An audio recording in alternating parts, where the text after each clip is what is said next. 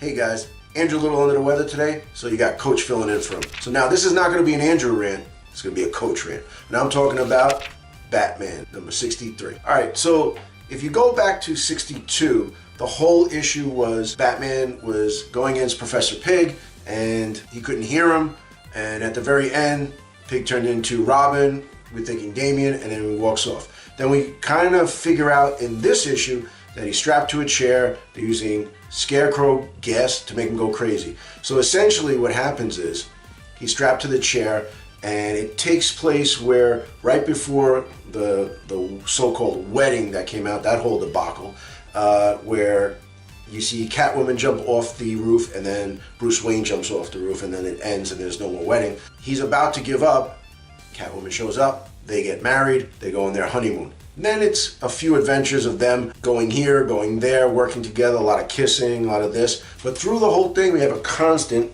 in Constantine. Constantine's in the book for some reason.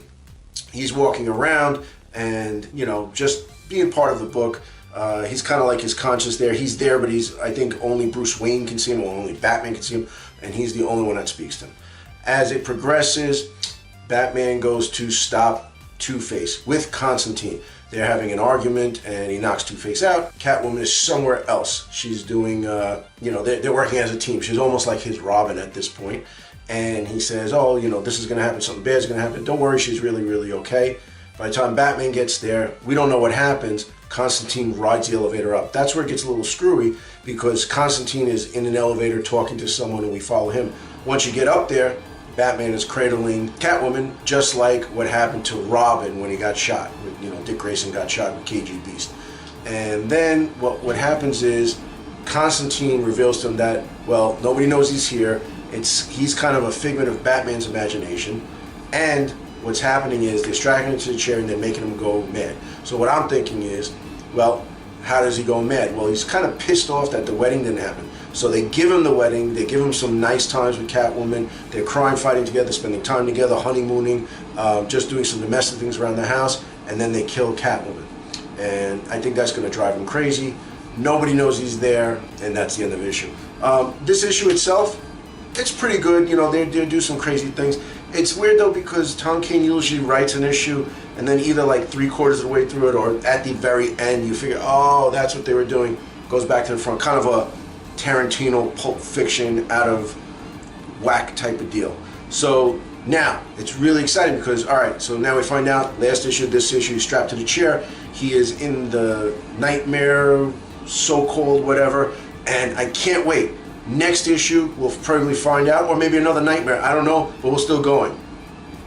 Oh wait, they've decided to take the next 2 issues of Batman, stop this arc, so leave us hanging in a larch, and there's going to be a 2-issue tie-in with Flash. So that's going with this whole Heroes in Crisis thing. So it's the 2 issues with Flash, Heroes in Crisis. So basically, stop reading this, put your head to the side, don't worry about this, and we're going to do two separate, another whole story arc. But we'll get to this 2 issues later, or 3 issues later. I mean, what the hell's going on here? I just don't understand that. Finish this, and then do your crossover. Or maybe you should plan a little better. Plan your comics out a little better with the storyline. Or, sometimes they do those releases and stuff. I just don't understand why they're doing that. So let's just forget about this, or this might be 3 months earlier, 2 months later. Who knows? I don't know. It's weird. It's almost at the point where we just might not buy the next 2 issues, screw the next 2 issues, and we'll go back to the regular story that's continuing in this arc, the Nightmare arc. Up until this point, I kind of liked what was going on. This was a really weird issue. A lot of what ifs would happen. What if Batman got married, and then all of a sudden Catwoman got killed by KG Beast, or someone, sniped her out. I don't know. The difference between me and Andrew's more in tune with looking in backgrounds and stuff. I'm just an avid reader, so I just read this stuff. I'm going to go with face value, so I can't tell you what's planned for the future and whatnot.